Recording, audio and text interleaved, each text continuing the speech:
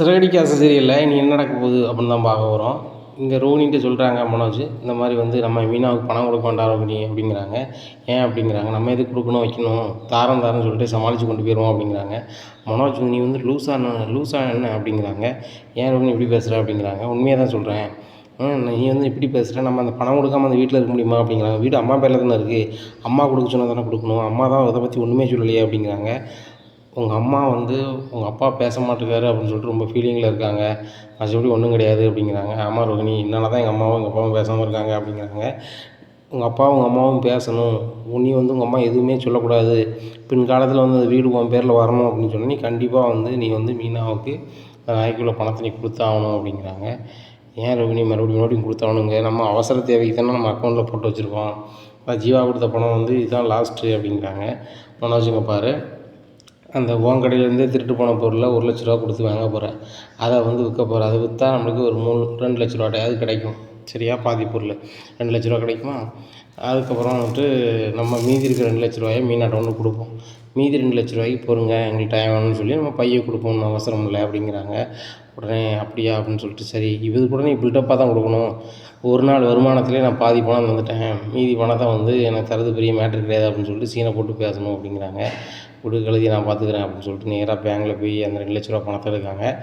ரோஹின்ட்டு சொல்கிறாங்க, ரோஹினி ஒரு முறைக்கு பல முறை யோசிச்சுக்கா, நான் உன்ட்ட சொல்லாமல் எதை வச்சுட்டேன்னு சொல்லுவேன், ஆனால் நீ சொல்லி தான் நான் செய்கிறேன் அப்படிங்கிறாங்க. ஒன்றும் பிரச்சனை இல்லை மனோஜ், இன்றைக்கி வீட்டுக்கு போகிறோம், பில்டப்பாக என்ன சொல்கிறோம், இன்றைக்கி வியாபாரத்தினுடைய லாபம் மட்டுமே 2 லட்சம், அந்த 2 லட்சத்தை வச்சு நாங்கள் வந்து மீனை கடத்தியே கொடுக்கணும்னு சொல்லுவோம். சொன்னோன்னே அவங்க அம்மா கண்டிப்பாக சந்தோஷப்படுவாங்க. டேய் உண்மையில தான்டான்னு கேட்பாங்க. ஆமாம்மா ரோஹின்ட்டு வேணால் கேளுங்கன்னு சொல்லுவாங்க. சொல்லுங்கள் அப்படின்னு சொல்லுதேன், ரோஹின்ட்டு வேணால் கேளுங்கம்மா அப்படின்னு சொல்லுங்கள். சொன்னோன்னே சரி அப்படின்னு சொல்லிட்டு, நானும் ஆமாம் உண்மையிலே உனச்சுக்கு வந்த லாபம் தான் ஆண்டி, நானும் கூட தான் இருந்தேன் அப்படி இப்படின்னு சொல்கிறேன். உங்கள் அம்மா ரொம்ப சந்தோஷப்படுவாங்க. அதுக்கப்புறம் முத்து மீனாவையும் வந்து பாரும்பாங்க. அதுக்கப்புறம் வந்து முத்து மீனாவை ரொம்பவே சைலண்ட் ஆயிடுவாங்க அப்படிங்கிறாங்க. அப்படியா, அப்போ ரைட்டு, அப்பாவும் அப்போ பேசிடுவாங்கல்ல அப்படிங்கிறாங்க. கண்டிப்பாக பேசிடுவாங்க, ஏன்னா பணம் கொடுக்காதனால தான் மாமா வந்து எப்படி பேசுகிறது வைக்கிறதுன்னு சொல்லிட்டு யோசனை பண்ணிகிட்ருக்காரு. கண்டிப்பாக அந்த 2 லட்ச ரூபாயை கொடுத்து நம்ம இது பண்ணோம்னா கண்டிப்பாக பண்ணிடலாம் அப்படி இப்படின்னுட்டுருக்காங்க. இந்த சூழ்நிலையும் எல்லாருமே சாப்பிட உட்காந்துருக்காங்க. அப்போ ரோஹினி வராங்க. வந்துட்டு எல்லாருக்குமே நான் ஒன்று சொல்லணும், எல்லாருமே வந்து டைனிங் டேபிளில் இருக்கீங்க, இங்கேயே சொல்லிடலான்னு பார்க்குறேன். இன்றைக்கி மனோஜுக்கு வந்து நல்ல வியாபாரம் நடந்துச்சு, கிட்டத்தட்ட வந்து ஒரு 8 லட்ச ரூபாய்க்கு வியாபாரம் ஆச்சு, 2 லட்ச ரூபா லாபம் கிடச்சி அப்படிங்கிறாங்க. உடனே எல்லோரும் அப்படி பார்க்குறாங்க. உடனே முத்து சிரிக்க ஆரம்பிக்காரு. ஏங்க சிரிக்கிறீங்க, சும்மா இருங்க அப்படிங்கிறாங்க மீனா. இல்லை மீனா, இவன் கடையில் 8 லட்ச ரூபா வியாபாரம் ஒரே நாள் ஆச்சுன்னு சொன்னால் நம்பது மாதிரியா இருக்குது, அதுக்கு வாய்ப்பே இல்லை மீனா அப்படிங்கிறாங்க. முத்து, வாய்ப்பு இல்லாமல் தான் உங்களுக்கு வந்து கொடுக்க வேண்டிய நகைக்கு வந்து பணத்தை கொண்டு வந்திருக்காரா மனோஜ் அப்படிங்கிறாங்க. அப்போ தான் விஜயா திரும்பி பார்க்குறாங்க.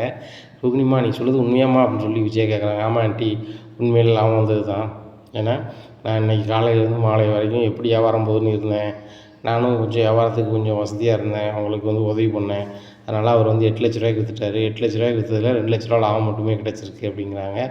உடனே ரவி எப்போவுமே நம்புறவர், டே உண்மையாக தானே அப்படிங்கிறாங்க. டேய் ரவி, எப்போவுமே நீ நம்புவே, நீ இப்போ நம்பலாம் அப்படிங்கிறாங்க. இல்லை உள் வீட்டு நகையை வந்து எடுத்து அதை கவரிங்காக ஏமாற்றிட்டு இப்போ மறுபடியும் அதாவது மாதிரி எதுவும் செஞ்சுருக்கியா அப்படிங்கிறாங்க. வச்சு திருதுன்னு முடிக்காங்க. ஒரு வேளை நம்ம வளையலை கழுத்தி வச்சு விற்றுட்டானா அப்படின்னு சொல்லிட்டு ரூமுக்கு போகிறாங்க. ரூமில் போய் வளையலை பார்க்குறாங்க, இது வச்ச இடத்துல இருக்குது அப்படின்னு சொல்லிட்டு வராங்க. டேய் மனோஜ் ரொம்பவே சந்தோஷமாக இருக்குடா, உண்மையிலே நீ எதையுமே வைக்கலடா, நீ வந்து உண்மையிலே லாபம் தான் இது பண்ணியிருக்க வச்சுருக்க அப்படி இப்படிங்கிறாங்க. உடனே முத்து சொல்கிறாரு, பார்த்தியாடா மனோஜ், நீ திருடங்கிறது அம்மாவுக்கே தெரியும், அதனால தான் அவங்க வளையல் இருக்கா இல்லையான்னு பார்த்துட்டு வராங்க சரியா, அவங்க வளையல் இருந்திருக்கும் போல், அதனால் உன்னை வந்து பாராட்டுறாங்க, வளையல் மட்டும் இல்லாமல் இருந்துருந்துச்சோ ஒன்று பின்னி கிடத்திருப்பாங்க அப்படிங்கிறாங்க. நான் ஏன்டா எங்கள் அம்மா வளையல் வைக்கணும், எனக்கே ஒரு நாளைக்கு லட்சக்கணக்கில் வியாபாரம் ஆகும்போது நான் எதுக்கு வைக்கணும் அப்படிங்கிறாங்க. அப்படி சொல்லுங்கள் மனோஜ், நம்மளெல்லாம் வந்து குறைச்சி மதிப்பிடுதாங்க, இந்த முத்து மீனெல்லாம் அவங்கள திருடன்னு கூப்பிட்றாங்க, அந்த வார்த்தையெல்லாம் இன்னும் என்றைக்கும் சொல்லக்கூடாதுன்னு சொல்லிடுங்க அப்படிங்கிறாங்க. உடனே முத்து சொல்கிறாரு, நீங்கள் கோடீஸ்வரனாக இருங்க, என்ன தொழில் பண்ணுங்கள், பண்ணாமல் போங்க, ஆனால் வந்து மீனா நகை எடுத்தது உண்மை நிஜம், எல்லாத்துக்கும் முன்னாடி ஆதாரமாக தெரிஞ்சு போச்சு, இவன் என்றைக்குமே திருடன் தான் அப்படிங்கிறாங்க. முத்து, நீங்கள் எவ்வளோ நாள் இப்படியே பேசிகிட்டு இருப்பீங்க, இப்போ 2 நாளில் இன்னும் 2 லட்சத்தை தந்தான் அப்படின்னு சொன்னால் நீங்கள் மீதி நகை வாங்கிக்கோங்க, அதுக்கப்புறம் என் வீட்டுக்காரர் ஏதாவது சொல்லுதீங்கன்னா நான் சும்மா விட மாட்டேன் அப்படிங்கிறாங்க. அப்படி சொல்லு ரோகிணி அப்படின்ட்டு, ரோகிணி சாப்பிடுவோம் அப்படின்னு சொல்லிட்டு சாப்பிட்றாங்க. இப்போ சாப்பிடலாம் மனோஜ், ஒன்றும் பிரச்சனை இல்லை, நம்ம இப்போ காசை கொடுத்துட்டோம் அப்படி இப்படின்னுட்டு இருக்காங்க. இந்த சூழ்நிலையில் பாட்டி வந்துடுறாங்க. பாட்டி வந்தோடனே எல்லாருமே ஷாக்காகி இருக்கிறாங்க. குறிப்பாக விஜயா, உடனே விஜயா எல்லாத்தையும் கண்ணா காமிக்கிறாங்க. தயவுசெய்து வீட்டில் நடந்தே அதை பாட்டு சொல்லிடாதீங்க அப்படின்னு சொல்லிட்டு சொல்லி என்ன எல்லோரும் உட்காந்துட்ருக்கீங்கன்னா அப்படிங்கிறாங்க. சாப்பிடுதம்மா நீங்களும் வாங்க அப்படி இப்படிங்கிறாங்க. நீ சாப்பிட வேண்டியது அண்ணாமலை அப்படிங்கிறாங்க. இல்லை விஜயா உட்காந்து சாப்பிட்டுருக்காளா அப்படிங்கிறாங்க. ஏன் நம்மள விஜயா சாப்பிட்டு நீ சாப்பிடக்கூடாதா அப்படிங்கிறாங்க. உடனே பாமுத்து சொல்கிறாரு, பாட்டி இங்கே பாருங்கள், அம்மாவும் அப்பாவும் பேச மாட்றாங்க, என்ன வருத்தம்னு தெரில, நீங்கள் பேச சொல்லுங்கள் அப்படிங்கிறாங்க.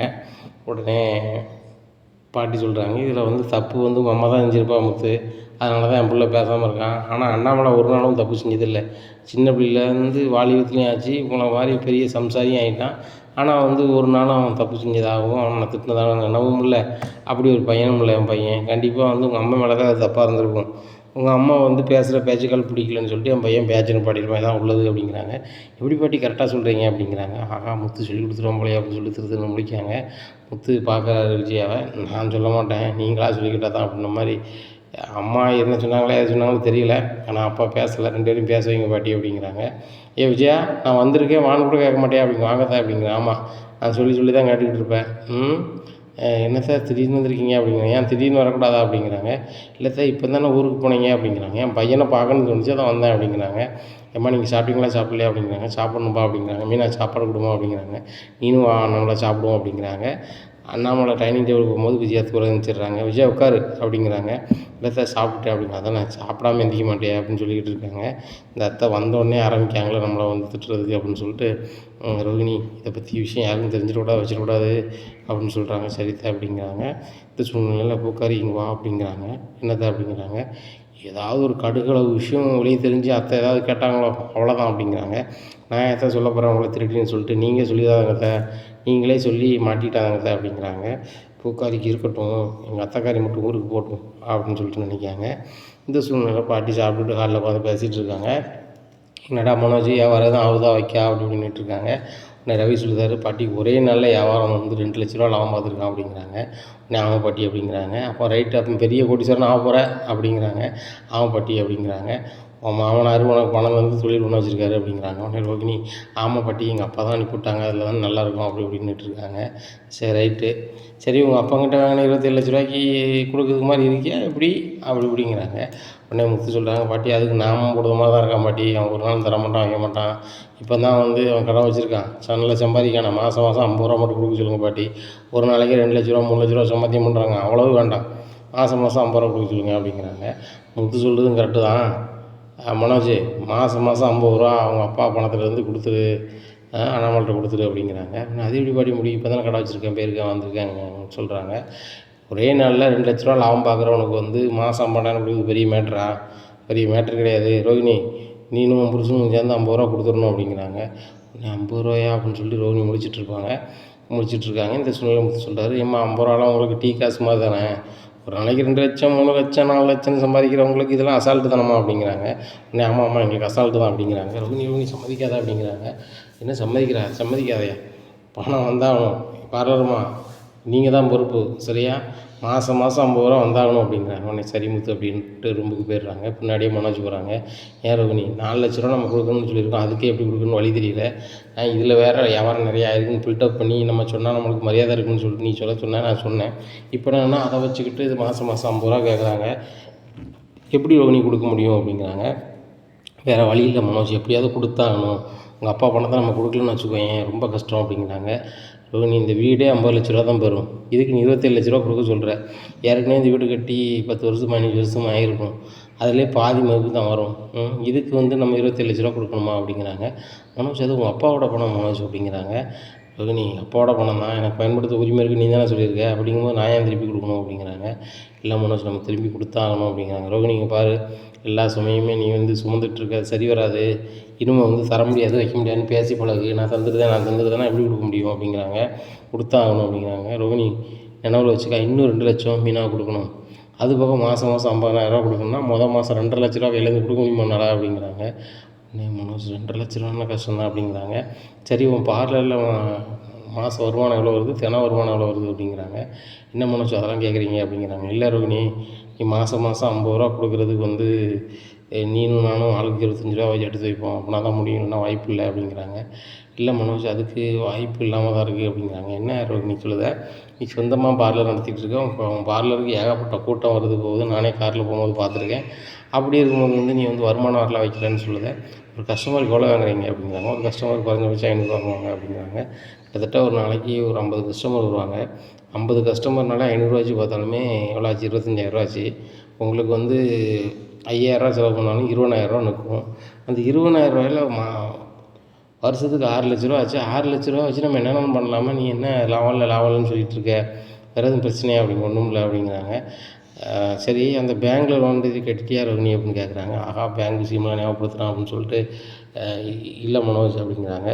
நீ உன் பேரில் உன் ஃப்ரெண்டுக்கு எடுத்து கொடுத்துருக்க, அவள் எதுக்கு உனக்கு ஏமாற்றிட்டு இருக்கா அப்படின்னு சொல்லிட்டு உடனே வித்யாவுக்கு ஃபோன் அடிக்க, வித்யா ஒழுங்கு மரியாதையாக பேங்க்கில் உள்ள பணத்தை கட்டிட்டு வச்சிரு அப்படிங்கிறாங்க. நான் எதுக்கு கட்டணும் அப்படிங்கிறாங்க. உன் பேரில் ரோகிணி எடுத்திருந்தா ரோகிணிக்கு கட்ட வேண்டியிருக்கும், நீ தானே கட்டணும், ஒழுங்கு மரியாதையை கட்டு, இல்லைன்னா அவ்வளோதான் இவ்வளோதான்னுட்டு இருக்காங்க. உடனே சரி சரி சரி நான் கட்டிடுறேன் அப்படின்னு சொல்லிட்டு ஃபோனை வச்சிடுறாங்க. இந்த சூழ்நிலையில் ரோகிணி கொஞ்சம் நேரம் கழிச்சு சாரின்னு எஸ்எம்எஸ் அனுப்புகிறாங்க. வித்யா சரியான கடுப்பில் இருக்காங்க. இவள் ஊர் பூரா கடன் வாங்கி வைப்பா. இப்போ வந்து கடன் நான் வாங்கியிருக்கேன்னு சொல்லி வீட்டில் சொல்லுவாளோ, வரட்டும் வித்யான்னு பேசணும், அதுக்கப்புறம் தான் இவளுக்கு இருக்குது அப்படின்னு சொல்லிட்டு நினச்சிட்டு இருக்காங்க. இந்த சூழ்நிலையில் வித்யாவுக்கு ஃபோன் அடிக்கிறாங்க ரோகிணி. பாத்ரூமில் இருந்து வித்யா சாரிடி அப்படிங்கிறாங்க. என்னடி சாரிடி பூரிடின்ட்டு கிடக்க, நீ கடை வாங்கி வச்சுட்டு என்னையும் கடை வாங்கியிருக்கேன்னு சொல்லியிருக்கேன், அவன் புருஷன் என்கிட்ட கேட்குறாரு, அப்போ கூட நீ ஃபோனை வாங்கி நான் பேசிக்கிறேன்னு சொல்லிட்டு வைக்க மாட்டியோ அப்படிங்கிறாங்க. இல்லடி, முன்னாடி இருந்தே சொல்லிக்கிட்டு இருக்காரு, நான் திடீர்னு வந்து நான் சொன்னோம்னா என்னை சந்தேகப்படுவாட்டி அப்படிங்கிறாங்க. உன் வாழ்க்கையை காப்பாற்றுறதுக்கு என்ன எவ்வளோ நாள் அசிங்கப்படுத்தலாம், அப்படி தானே ரோகிணி அப்படிங்கிறாங்க. அப்படிலாம் ஒன்றும் இல்லை அப்படி இப்படின்னு கேட்டிருக்காங்க. சரி பார்த்துக்கோங்க அப்படிங்கிறாங்க. காலையிலே விடியுது. விடிஞ்சோடனே பார்லர் கிளம்புறேன்னு சொல்லிட்டு அவங்க கிளம்பி போகிறாங்க. மனோஜ் வந்து இங்கே ஃபர்னிச்சர் கடைக்கு போகிறாரு. இப்படியா இருக்குது. இந்த சூழ்நிலையில் வந்துட்டு அங்கே ஸ்டாஃப்லாம் வணக்கம் சாருங்கிறாங்க. வந்தவுடனே மனோஜ் உட்காந்து ஏசி போட்டு தூங்க ஆரம்பிச்சிடுறாரு. அப்போ அதில் உள்ள ஸ்டாஃப் சொல்கிறாங்க, ஓனர் தூங்கிட்டார் சரியா, நம்ம வந்து வந்த வேலையை பார்த்துருவோம் அப்படிங்கிறாங்க. சரி சோப்பு வச்சுருக்கேன் அப்படின்னு வச்சுருக்கேன் அப்படிங்கிறாங்க. சாவியை வந்து அவர் வேறு யாருக்கும் நம்பி கொடுக்க மாட்டார். இப்போ நல்லா தூங்கிட்டுருப்பார். தூங்கும் போது அவர் யார் என்ன செஞ்சாலும் அவருக்கு தெரியாது அப்படிங்கிறாங்க. சரி ரைட்டு அப்படின்னு சொல்லிட்டு போய் அவர் வச்சுருக்க கடைச்சாவியை வந்து சோப்பில் அமுக்குறாங்க. அச்சு விடுது. உடனே இதை கொண்டு நேராக வந்து ஒரு பட்டறையில் கொடுக்காங்க. இதே மாதிரி சாவி அடிக்கணும், எங்கள் ஆஃபீஸ் சாவி தொலைஞ்சிருச்சு அப்படிங்கிறாங்க. அப்படியே அடிச்சு தந்துடுறேன், 2 செட் அடிச்சு கொடுங்க அப்படிங்கிறாங்க. 2 செட் அடிக்கிறாங்க. அடித்த உடனே ஓனர் எந்திரிச்சிட்டாரடா அப்படின்னு சொல்லிட்டு ஃபோன் பண்ணி கேட்குறாங்க. அவர் எப்படிடா எந்திப்பார், இன்னும் மதியம் சாப்பாடு தான் எந்திப்பார் அப்படிங்கிறாங்க. ரைட்டு, சோம்பேறி பையம்மா காம்பாடு தூங்கிட்டுடாங்க. சரி ரைட், நல்லது தான் நம்மளுக்கு அப்படின்னு சொல்லிட்டு இந்த சூழ்நிலையில் வந்துடுறாரு, கடைக்கு வந்துடுறாரு.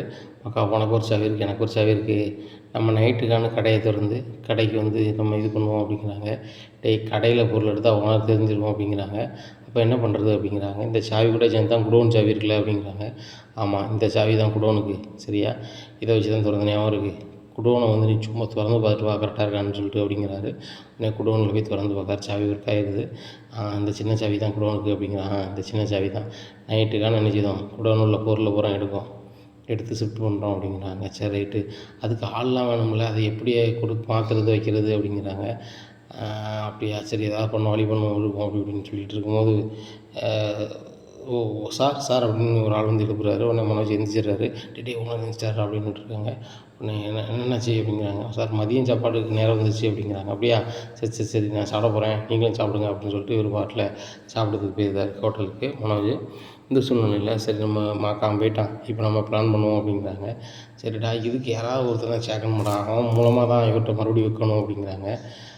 சரிட்டு யாராவது ஒரு ஆள் ரெடி பண்ணுவோம் அப்படின்னு சொல்லிட்டு பேசிகிட்டு இருக்கும்போது ஒரு ஆள் ஃபோன் அடிக்காரு. இந்த மாதிரி நண்பா எப்படி இருக்க எது இருக்குன்னு சொல்லிட்டு அந்த வேலை பார்க்குறவங்களுக்கு பேசுகிறாங்க. பேசும்போது சொல்லுவாங்க, இந்த மாதிரி ஒரு பொருள் இருக்குது, ஃபர்னிச்சர் பொருள்லாம் இருக்குது, அதை விற்கிறதுக்கு ஆள் இருக்கா அப்படின்னு கேட்குறாங்க. ஆள்லாம் இல்லை வைக்க அப்படின்ட்டு இருக்காங்க. உடனே அவர் சொல்கிறாரு, நான் தான் சொன்னேன் இதே மாக்காண்ட விற்றுடலான்னு சொன்னேன், நீ என்ன இப்படி பேசிகிட்டு இருக்க அப்படிங்கிறாங்க. அப்படிங்கியோ, சரி ரைட்டாக பொண்ணு செய்வோம், நம்ம யாராவது நம்மளுக்கு தெரிஞ்சவங்களை யாரையா வச்சு இது பண்ணி பொருள் ஒன்று இருக்குது, புது பொருள் இருக்குது, நீங்கள் வந்து கம்பெனியில் வாங்கும்போது உங்களுக்கு வந்து 25,000 வாங்குறீங்க, 25,000 ஒரு பொருள் வாங்குறீங்க அப்படின்னு சொன்னால் எங்கிட்ட 12,500 தான் நான் கம்பெனிகிட்ட வந்து எடுத்தேன். இப்போ வந்து நான் அந்த வச்சுருந்த கடையை வந்து நான் விற்றுட்டேன். இப்போ பொருள் பூரா என்கிட்ட இருக்குது, கிட்டத்தட்ட ஒரு 50 லட்ச ரூபாய்க்கு பொருள் இருக்குது, கொஞ்சம் கொஞ்சமாக விற்கலான்னு பார்க்குறேன். அதனால் இப்போதைக்கு இருக்க பொருளை வாங்கிக்கோங்க, அதுபோக உங்களுக்கு என்ன பொருள் தேவையோ என்கிட்ட கேளுங்க தரேன், பாதி ரேட்டு நீ தந்தால் போதும். கம்பெனிகிட்ட வந்து நீங்கள் ஏசி வாங்கினா இப்போ 50,000 செலவு பண்ணீங்கன்னா என்கிட்ட 25,000 இருந்தால் போதும், அதே கம்பெனி ஏசி ஸ்டிக்கர் கூட மாறாமல் புதுசாக இருக்கும் அப்படின்னு சொல்லிடுவோம். நம்ம ஓனரும் வாயை பிளந்துட்டு லாபம் வருது அப்படின்னு சொல்லிட்டு நம்ம அக்கா சரின்ட்டுருவான், கடனையாவது வாங்கி தந்துடுவான். நம்ம பாட்டில் அவன் பொருளை அவன்கிட்ட கொடுத்துட்டு நம்ம பாட்டில் அசால்ட்டாக இருப்போம். கெட்டவன் வந்து மாதிரி இருந்துக்கலாம்ல அப்படிங்கிறாங்க. அதுவும் சரி தான் அப்படிங்கிறாங்க. இந்த சூழ்நிலையில் வேலை முடிஞ்சு வெளில போகிறாங்க. அப்போ யாரடா இதை செட் பண்ணலாம் வைக்கலான்னு சொல்லிக்கிட்டு இருக்கும்போது இந்த ஏற்கனவே இந்த ஃபர்னிச்சர் கடையில் ஏமாற்றிட்டு போனவங்க 2 பேர் வராங்க. நீங்கள் தான்டா இல்லைடா அப்படின்னு சொல்லி பிடிச்சிடுறாங்க. உடனே சரி சரி தம்பி விடுங்க, நீங்கள் அதை வேலை தானே பார்க்கிங்க, ஓனர் மாதிரி பண்ணுறீங்க அப்படிங்கிறாங்க. உங்களை நான் வந்து மாட்டி கொடுக்க போகிறதில்ல, எங்களுக்கு நீங்கள் ஒரு உதவி செய்யுங்க அப்படிங்க, என்ன செய்யணும் அப்படிங்கிறாங்க. 2 தெரிஞ்சவங்கள வர சொல்லி எங்களுக்கு உதவி பண்ணணும் அப்படிங்கிறாங்க. என்ன விஷயம் அப்படிங்கிறாங்க. இல்லை இன்றைக்கி நைட் நாங்கள் குடோனை வந்து கொள்ளடிக்க போகிறோம், நம்ம எங்கள் எந்த ஊரில் குடோன் அப்படிங்கிறாங்க. ஃபர்னிச்சர் கடைக்கு வந்தீங்களா? அம்மா விஜயா ஃபர்னிச்சர் வேர்ல்டு வந்தேன். அந்த கடையில் இப்போ உள்ள ஃபர்னிச்சர் கடையில் உள்ள குடோன் உள்ள சாவி என்கிட்ட தான் இருக்குது, அதை திறந்து தந்துடுறேன், எல்லா பொருளையும் கொண்டு போயிருங்க, ஏன்னா அதை வந்து நமக்கு வேண்டிய ஒரு ஆள்கிட்ட விற்றுடலாம் அப்படிங்கிறாங்க. யார்கிட்ட வைக்க போகிறீங்க அப்படிங்கிறாங்க. கண்டிப்பாக ஒரு ஆள்கிட்ட விற்றுடலாம், அதுக்கு நாங்கள் ஆள் வச்சுருக்கோம் அப்படிங்கிறோம். அப்படி ஆள்லாம் வச்சுருக்கீங்களா? அப்போ நான் தூக்கிடுறேன், ஆள் இருக்கேன்ட்டு அப்படின்னு சொல்லிட்டு இந்த குடோன் சாவியை திறந்து வண்டியில் ஏற்றிருந்தாங்க. ஏற்றி ஒரு இடத்துல கொண்டு வச்சுருக்காங்க. இந்த சூழ்நிலை மனோஜ் வழக்கம் போல் கடைக்கு வராரு. அப்போ வந்து ஒரு ஆள் வராரு கடைக்கு. இவங்க கடையில் வேலை பார்க்குறவங்க செட் பண்ணி விட்டவங்க வராங்க. தலைவர் வணக்கம் வணக்கம் அப்படிங்கிறாங்க. நானும் உங்களை மாதிரி ஃபர்னிச்சர் கடை தான் வச்சுருக்கேன் அப்படிங்கிறாங்க. நீங்களும் வச்சுருக்கீங்களா? அப்போ நீங்கள் வந்து இங்கே வந்திருக்கீங்க அப்படின்னு கேட்குறாங்க. இப்போ வச்சுருந்தேன், இப்போ வந்து நான் கடையை மூடிட்டேன் அப்படிங்கிறாங்க. ஏன் சார் லாபம் வரலையா அப்படிங்கிறாங்க. லாபம்லாம் நிறைய தான் வந்துச்சு, நானும் எங்கள் அண்ணனும் சேர்ந்து பிஸ்னஸ் பண்ணோம், கடை என் பேரில் இருக்குது, இப்போ நீ நடத்தக்கூடாதுன்ட்டார். ஆனால் நான் பொருளெல்லாம் நான் தான் வாங்கி வச்சுருந்தேன், பொருளை பூரா நான் ஒரு குடோனில் வச்சுருக்கேன், அதை பூரா அரை விலைக்கு நான் கொடுக்க பார்த்துட்ருக்கேன் அப்படிங்கிறாங்க. அரை விலைக்கு கொடுக்க போகிறீங்களா அப்படிங்கிறாங்க. ஆமாம், இந்த மாதிரி 50,000 ஏசி வந்து 25,000 கொடுக்க போகிறேன், 50,000 டிவி 25,000 கொடுக்க போகிறேன், 10,000 டிவி 5,000 கொடுக்க போகிறேன், அப்படி இப்படின்னு எல்லா பொருளுமே பாதி ரேட்டு கொடுக்க போகிறேன் அப்படிங்கிறாங்க. அப்போ உங்களுக்கு எப்படி சார் கட்டும், 4 ஒரு பகுதி தானே உங்களுக்கு லாபம் அப்படிங்கிறாங்க. நீங்கள் சொல்லுறது எனக்கு 100% புரியுது, நான் தான் கடையை கொடுத்துட்டேனே, அப்படி இருக்கும்போது நான் குடோனில் வச்சு எப்படி விற்க முடியும், அதனால் நான் வந்து பாதி ரேட் இருக்கிறத உங்களை மாதிரி கடையை யாரும் கேட்டால் கொடுத்துருவேன், கம்பெனி பொருள் அப்படியே இருக்கும், ஸ்டிக்கர் கூட மாறாமல் இருக்கும், நீங்கள் வேணால் பொருளை பார்த்துட்டு வேணால் இது பண்ணுங்கள் அப்படிங்கிறாங்க. உடனே அப்படியே சொல்கிறீங்க, சரி ரைட்டு அப்படின்னு சொல்லிட்டு எனக்கு ஒன்று செய்யுங்க, உங்கள் அந்த பொருளெல்லாம் எனக்கு அங்கேருந்து வீடியோ கால் பண்ணுங்கள், நான் பார்த்துட்டு ஓகேண்ணா, நான் கம்பெனி பொருள் ஓகேண்ணா நான் வாங்கிக்கிறேன் அப்படிங்கிறாங்க. சரி அப்படின்னு சொல்லிட்டு உங்கள் நம்பர் தாங்க சார் அப்படிங்கிறாங்க. வாட்ஸ்அப் நம்பர் கொடுக்குறாங்க. நேராக போய் அங்கே வீடியோ கால் பண்ணுறாங்க. பொருளெல்லாம் பார்க்குறாரு, செமையாக இருக்குது. உடனே இது ஒரு வீடியோ ஷாட் எடுக்கிறாரு. எடுத்துகிட்டு நேராக ரோகிணி அனுப்புகிறாங்க. ரோகிணி ஒரு லாட்ரி ஒன்று அடிச்சிருக்கு அப்படிங்கிறாங்க. என்ன பண்ண சொல்கிறீங்க அப்படிங்கிறாங்க. லாட்ரி தான் கிடையாது, இங்கே தடை செஞ்சுட்டாங்களே அப்படிங்கிறாங்க. அதை சொல்லலை, ஒரு பொருள் வந்து நம்மளுக்கு அரை விலையில் கிடைக்கி மனோஜ், பொருள் எப்படி அரை விலையில் கிடைக்கும் அப்படிங்கிறாங்க. கிடைக்கி, அதாவது புது பொருள், நம்மளை மாதிரியே ஃபர்னிச்சர் கடை வச்சுருப்பாங்க போல், ஏதோ ஒரு வகையில் அவங்களால கடையை நடத்த முடியல, கடையை வந்து என் அண்ணன்ட்ட கொடுத்தாராம். கொடுத்த உடனே அவங்க வந்து கடையை வந்து என் நம்பர் லீஸ் இருந்ததுனா எனக்கு வேணும்ட்டாராம். இவர் பொருளை பூரா பறக்கிட்டாராம், குடோனில் வச்சுருக்காரு. அவர் நேரம் என்னமோ தெரியல, பாதி ரேட்டுக்கு நான் எல்லாத்தையுமே விற்றுட்றேன் வச்சிடுறேன் அப்படின்னு சொல்கிறாரு. பொருளெல்லாம் காமிச்சிருக்காரு, உனக்கு வீடியோ அனுப்பியிருக்கேன் பாரு அப்படிங்கிறாங்க. வீடியோவை பார்க்குறாங்க, வாட்ஸ்அப்பில் பார்க்குறாங்க. பார்த்தோன்னே மனோஜ் எல்லாமே புது பொருள் மாதிரி இருக்குது அப்படிங்கிறாங்க. புது பொருள் தான், அவங்க வாங்கி 1 மாதம் கூட ஆகலையாம். அவங்களும் நம்மளை மாதிரி ஃபர்னிச்சர் கடை தான் வச்சுருந்துருக்காங்க. என் உடன் பிறந்த சகோதரன் வந்து எனக்கு கடைன்னு சொன்னோன்னே இவர் பொருளை பூரா பறிக்கிட்டு வந்துட்டாரான். அதனால் பொருளை வச்சுக்கிட்டே இருந்தால் பழசாயின்னு யாரும் வாங்க மாட்டாங்கன்னு சொல்லி பாதி விலைக்கு கொடுக்காரு அப்படிங்கிறாங்க. மனோஜ் இது சரியான லாபம் கிடைக்கும் மனோஜ், நம்ம வந்து வாங்கணும் அப்படின்னு சொன்னால் கண்டிப்பாக நம்மளுக்கு ஒன்று பாதி கிடைக்கும், 1 லட்சம் போட்டோம்னா 2 லட்சம் கிடைக்கும், 2 லட்சம் போட்டால் 4 லட்சம் கிடைக்கும் அப்படிங்கிறாங்க. மனோஜ் இன்னும் அக்கௌண்ட்டில் எவ்வளோ கிடக்கு அப்படிங்கிறாங்க. ரோகிணி 2 லட்ச ரூபா தான் அக்கௌண்ட்டில் கிடக்கணும் அப்படிங்கிறாங்க. ஒன்று செய்தேன், ஆன்ட்டி நகை வந்து வீட்டில் தான் இருக்குது அப்படிங்கிறாங்க. எங்கள் அம்மா நகையா அப்படிங்கிறாங்க. ஆன்ட்டி தான் அந்த வளையலை எடுக்கவே இல்லையே, வெறுங்கையில் தான் இருக்காங்க, எப்படி அந்த வளையல் விற்றா நம்மளுக்கு ஒரு 3 லட்ச ரூபாய்க்கு மேலே கிடைக்கும் அப்படிங்கிறாங்க. ரோகிணி கூட கிடைக்கும், 4 லட்ச ரூபாய்க்கு மேலே கிடைக்கும் அப்படிங்கிறாங்க. 4 லட்ச ரூபாயை எடுத்துகிட்டு வா, என் அக்கௌண்ட்டில் ஒரு 2 லட்ச ரூபா இருக்குது, அதை போட்டு ஒரு 6 லட்ச ரூபாய்க்கு பொருள் வாங்குவோம், 6 லட்ச ரூபாய்க்கு பொருள் வாங்கினா நம்மளுக்கு 12 லட்ச ரூபா ஆச்சு, அந்த 12 லட்ச ரூபாய் நம்மளுக்கு ரொட்டேஷன் ஆகிட்டனாலே தொழில் நல்லா வந்துடுவோம் அப்படிங்கிறாங்க. ஆமாம் மனோஜ் அப்படின்னு சொல்லிட்டு விஜயா நகை எடுக்கிறாங்க. நகையை எடுத்துகிட்டு நேராக வந்து அந்த நகையை கொண்டு விற்றாங்க. விற்றுட்டு சரி 4 லட்ச ரூபா வாங்குறாங்க. வாங்கிட்டு மனோஜ் பேங்க் வாங்க அப்படிங்கிறாங்க. பேங்க்கு போகிறாங்க. அங்கே 2 லட்ச ரூபா எடுக்காங்க. எடுத்துகிட்டு அவருக்கு ஃபோன் அடிங்க அப்படிங்கிறாங்க. ஃபோன் அடிக்கிறாங்க. இந்த மாதிரி 6 லட்ச ரூபா ரெடி பண்ணிட்டேன், 6 லட்ச ரூபாய்க்குள்ள பொருள் வேணும் அப்படின்னு சொல்லிட்டு, என்னென்ன பொருளாக வேணும் அப்படிங்கிறாங்க. உங்கள்கிட்ட என்னென்ன பொருள்லாம் இருக்குது அப்படின்னு கேட்குறாங்க. அவங்க எல்லாமே A to Z இருக்குதுன்னு சொல்லிட்டு எல்லாத்தையுமே சொல்கிறாங்க. இருக்குல்ல, எனக்கு வந்து ஏசி ஒரு 5 ஏசி, 2 ஃப்ரிட்ஜு, வாஷிங் மிஷின் அப்படி இப்படின்னு சொல்லிட்டு சொல்லுறாரு. உடனே சரி சரி நீங்கள் சொல்லுறதே 6 லட்ச ரூபா வந்துட்டு அப்படிங்கிறாங்க. சரி 6 லட்ச ரூபா வச்சுருக்கேன், அப்படிங்கிறாங்க. சரி சார், நான் எங்கள் ஆள் வந்து உங்கள்கிட்ட வாங்குவாப்புல, உங்களுக்கு வேண்டிய ஆளை 2 ஆள் அனுப்பிவிடுங்க, நாங்கள் பொருள் அனுப்புகிறோம் அப்படிங்கிறாங்க. உடனே சரி ரைட்டு அப்படின்னு சொல்லிட்டு 2 பேரும் வாங்க அப்படிங்கிறாங்க. அவங்க தான் அந்த இதெல்லாம் செட் பண்ணியிருக்காங்க, அதுவே தெரியாது இவர் அப்படியா அப்படின்னு சொல்லிட்டு அனுப்பிடுறாங்க. இந்த சூழ்நிலையில் பொருளை வாங்கிறதுக்கு போகிறாங்க. போயிட்டு சரி ரைட்டு 6 லட்ச ரூபா வந்துருச்சுல, உங்களுக்கு உங்கள் பங்கு எடுத்துக்கோங்க அப்படின்னு சொல்லிட்டு 1 லட்ச ரூபாய் கொடுக்காங்க. இன்னும் 1 லட்ச ரூபா தரீங்க அப்படிங்கிறாங்க. சரி 2 லட்ச ரூபா 3 பங்காக போட்டுருவோன்னு சொல்லிட்டு ஆளுக்கு 2 லட்ச ரூபா எடுத்துக்கிறாங்க. எடுத்துகிட்டு சரி பொருளை ஏற்றி விடுங்கன்னு சொல்லிட்டு பொருளை ஏற்றி கொண்டு கடையில் இறக்கிறாங்க. இந்த சூழ்நிலையில் அந்த 2 லட்ச ரூபாயோட அவர் திருடனை பிடிச்சிடுறாங்க. பிடிச்சோடனே ஏய் உன்னைய வந்து தானே தேடிக்கிட்டு இருக்கோம், நீ எப்படி சுற்றிட்டு கிடக்கங்க அப்படின்னு சொன்னோன்னா சார் அப்படிங்கிறாங்க. டேய் இப்போ பொருள் ஏற்றி விட்டது எங்கடா போகுது அப்படிங்கிறாங்க. சார் நான் திருடின பொருள் வந்து அந்த விஜயா ஃபர்னிச்சர் கடைக்கு தான் போகுது அப்படிங்கிறாங்க. விஜயா ஃபர்னிச்சர் கடைக்கு தான் போதான்னு சொல்லிட்டு நேராக போய் பொருள் இறங்கிட்டு இருக்கு. போலீஸுக்கு இங்கே வராங்க ஃபர்னிச்சர் கடைக்குள்ளே. உடனே என்ன போலீஸ் வராங்கன்னு சொல்லிட்டு என்ன சார் அப்படிங்கிறாங்க. என்ன சாரா திருட்டு பொருளை வாங்கி தான் வித்துட்டு இருக்கியா அப்படிங்கிறாங்க. சார் இல்லை அப்படிலாம் கிடையாது சார், இப்படிலாம் கிடையாது சார் அப்படிங்கிறாங்க. டேய் இது சம்மந்தமான திருடா நாங்கள் பிடிச்சிட்டோம், பொருள் எங்கே விற்றேன்னு கேட்கும்போது உங்கள்கிட்ட தான் விற்றோங்க, அதனால் ஸ்டேஷனுக்கு வந்து சேரு அப்படிங்கிறாங்க. உடனே சாருங்கிறாங்க. ஸ்டேஷனுக்கு வந்து சேரு அப்படிங்கிறாங்க. இங்கே வேலை பார்க்குறவங்க அசால்ட்டாக நிற்கிறாங்க. என்னப்பா இவரே திருட்டு பொருள் உட்காந்து நீங்கள் தான் வேலை பார்க்கிங்களா அப்படிங்கிறாங்க. உடனே அவரும் சொல்லுதாங்க, அது இருக்கவங்க சொல்கிறாங்க, சார் எங்களுக்கு தெரியாது, நாங்கள் வந்து இவர்கிட்ட வேலை தான் பார்க்குறோம், அவர் தான் ஓனரு, யார்கிட்ட நான் டீல் வச்சுருக்காங்கன்னு தெரியாது, எங்களுக்கு அவர் என்ன வேலை செய்வாரோ அது மட்டும் தான் தெரியும் அப்படிங்கிறாங்க. சரி நீங்கள் வேலைக்காரங்க நீங்கள் நினச்சி வைங்க, நீங்கள் போங்க ஓனரை கூப்பிட்டு போகிறோம் அப்படின்னு சொல்லி ஸ்டேஷனை கூட்டி போயிடுறாங்க. இந்த பொருள் எப்படி இருந்துச்சு எது இருந்துச்சு அப்படின்னு கேட்குறாங்க. சார் ஒரு ஆள் வந்தார், அவர் வந்து ஃபர்னிச்சர் கடை வச்சுருந்தாராம், அவர் வந்து திடீர்னு கடையை வச்சுட்டேன், அந்த பொருளை நீங்கள் எடுத்துக்கோங்க, பாதி ரேட்டுக்கு தரேன்னு சொன்னார் அப்படிங்கிறாங்க. பில்லோட தந்தாரா அப்படிங்கிறாங்க. இல்லை சார் அப்படிங்கிறாங்க. நீ தொழில் பண்ணதெல்லாம் உண்மையிலே அவங்க தொழில் பண்ணது இப்படி தருவாங்களா? அது போக வந்து நீனே ஏற்கனவே திருட்டு கொடுத்துருக்க, திருட்டு கொடுத்தது உனக்கு தெரியாதா, இப்படி திருட்டு பொருள் வைப்பாங்கன்னு சொல்லிட்டு தெரியாது சார் அப்படிங்கிறாங்க. உன்னை பார்க்கவே திருட்டுக்கெல்லாம் மாதிரி தான் இருக்குது, நீ பேருக்கு கம்ப்ளைண்ட் கொடுத்துட்டு இந்த மாதிரி வேலைலாம் பார்க்க நினச்சிட்ருக்கேன் அப்படி இப்படின்னுட்டு சொல்லும்போது அந்த திருடனை வந்து போலீஸ் கவனிக்கிற மாதிரி கவனிக்கிறாங்க. இந்த சூழ்நிலை அவர் ரொம்ப நேரம் உண்மையை சொல்லாமே இருக்கார். அப்போ அவங்க அப்பா அம்மா வர சொல்லு அப்படின்னு சொல்லிட்டு மனோஜை ஃபோன் அடித்து வர சொல்லுதாங்க. உடனே மனோஜ் வந்து என் அப்பாவுக்கு ஃபோன் அடிக்கிறாங்க. என்ன அப்படிங்கிறாங்க. எப்பா ஸ்டேஷனில் இருக்கம்மா, என்ன போலீஸ் அரெஸ்ட் பண்ணிட்டு வாங்கப்பா, சீக்கிரம் வாங்கப்பா அப்படிங்கிறாங்க. என்னடா என்ன செஞ்ச அப்படி இப்படின்னு கேட்கல, நம்மளை ஒரு மாதிரி அழுதுடுறாரு. அழுதோடனே முத்து என்னாச்சுப்பா அப்படிங்கிறாங்க. டேய் இந்த மனோஜ் வந்து போலீஸ் ஸ்டேஷன் கூட்டி வச்சுருக்காங்களா அப்படிங்கிறாங்க. என்னப்பா தப்பு செஞ்சான் அப்படிங்கிறாங்க. அதான் தெரில, என்ன பண்ணாமல் எனக்கு எது பண்ணாலும் எனக்கு தெரியல, போலீஸில் இருக்கான்னு சொல்கிறான் அப்படிங்கிறாங்க. இங்கே வச்சு அழ ஆரம்பிச்சிடுறாங்க. எங்கள் மனோஜுக்கு என்னங்க ஆச்சுங்கிறாங்க. உடனே முத்து சொல்கிறார், ஒன்றும் ஆகாதுமா வாங்க அப்படின்னு சொல்லி எல்லாருமே ஸ்டேஷனுக்கு போகிறாங்க. இவர் ரோகிணி ரொம்பவே பதவிக்கிட்டு மனோஜுங்கிற நீ யாருமா அப்படிங்கிறாங்க. நான் அவரோட ஒய்ஃப் மேடம் அப்படிங்கிறாங்க.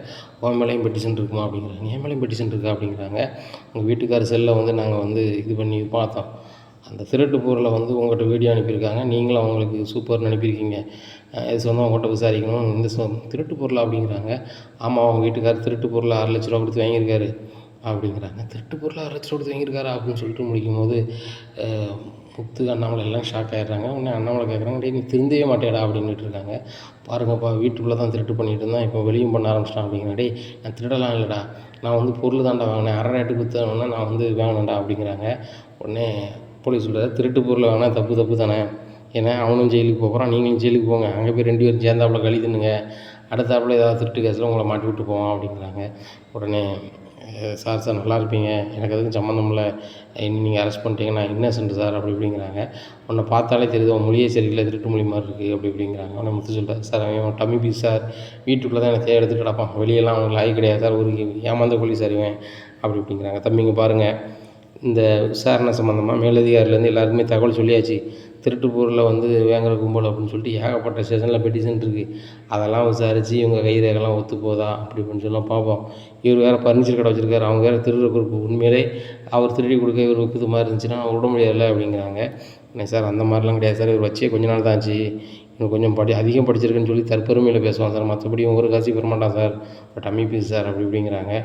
உடனே மனோஜுக்கு சரியான கடுப்பாக இருக்குது. முத்து இதை ஷாக்காக வச்சு நம்மளை எவ்வளோலாம் கேவலமாக பேசுகிறான், வெளியே போய்க்கிறேன் அதுக்கப்புறம் இருக்குது அப்படின்னு சொல்லிட்டு மனசுக்குள்ள நினைக்கிறாரு.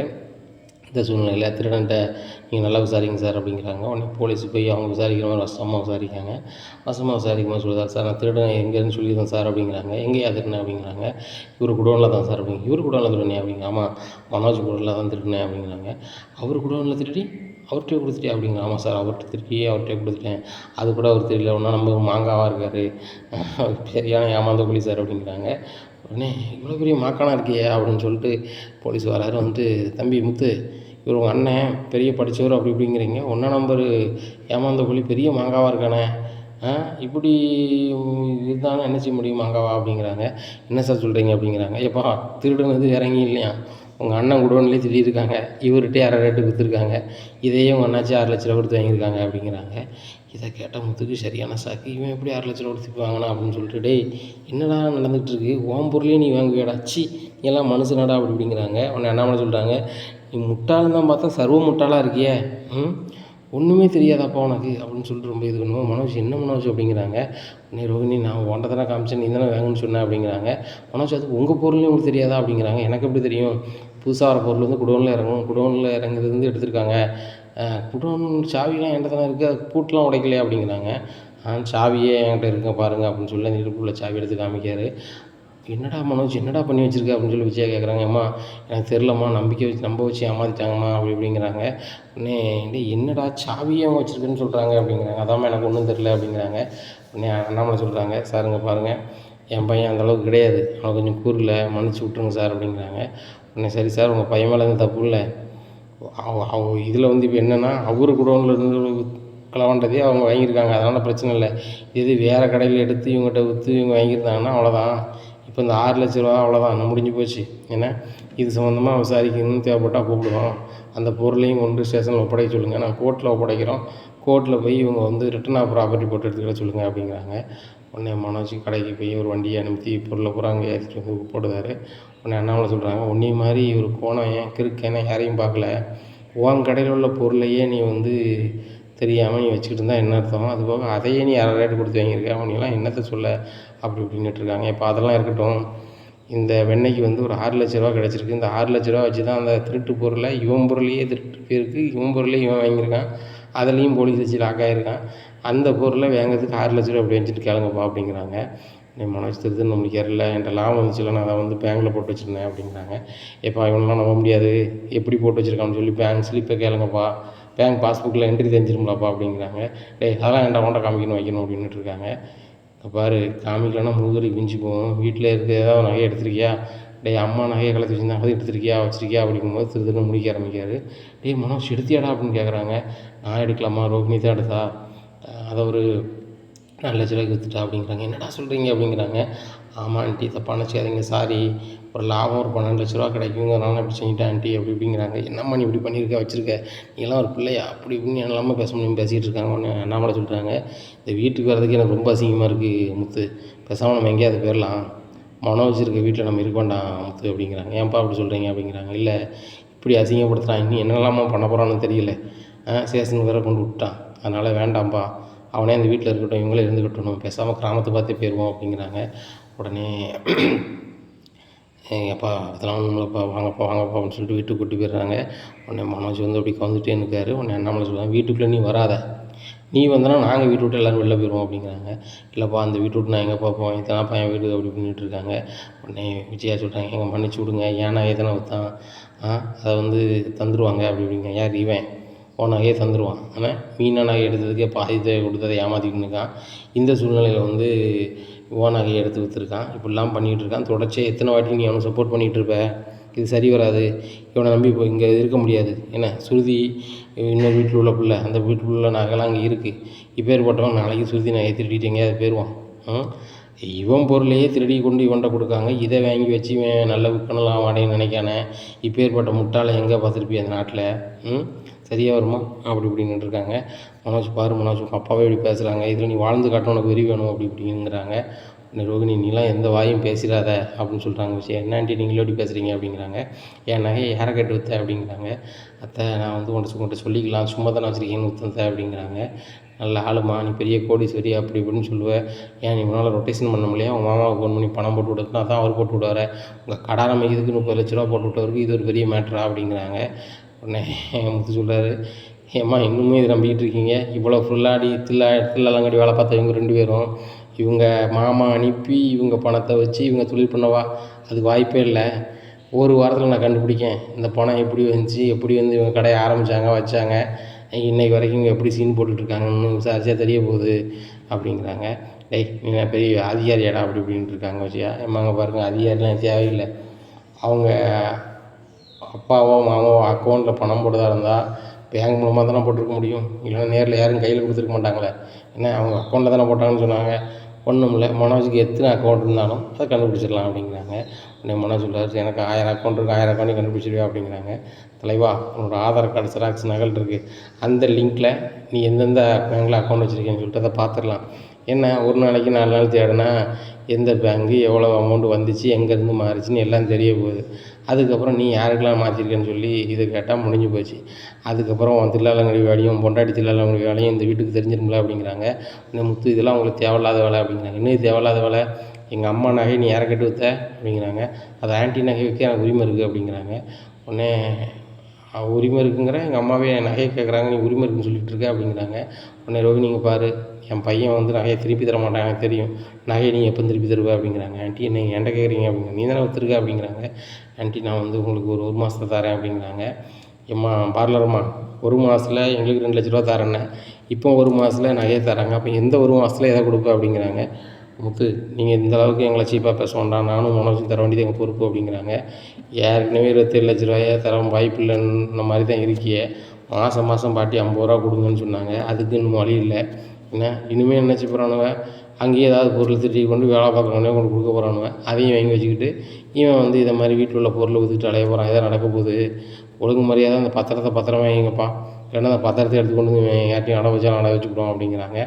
உடனே முத்துக்கிட்ட அண்ணாமலை சொல்கிறாரு, முத்து நீ சொல்லுறது சரிதான், பத்திரத்தை மீனாட்ட கொடுத்துருவாண்டி தம்பி, அந்த வீட்டு பத்திரத்தை பத்திரமா வைமா, உங்கள் அத்தை கேட்கா வேறு யாராவது கேட்கானா கொடுத்துடாத, கண்டிப்பாக அந்த திருட்டு போய் மனோஜ்கிட்ட கொடுத்துடாத என்ன அப்படின்னு சொல்லிட்டு. ஸ்ருதிமா அப்படிங்கிறாங்க, மாமா அப்படிங்கிறாங்க, உன் நகை ரொம்ப பத்திரமா இருக்கட்டுமா, என்ன ஒன்று உங்கள் வீட்டில் கொண்டு கொடுத்து வை, இல்லையா லாக்கரில் வைமா, இந்த திருட்டு போயில நம்பி வந்து நகையை வீட்டில் வச்சா சரியாக வராது, வைக்காது அப்படிங்கிறாங்க.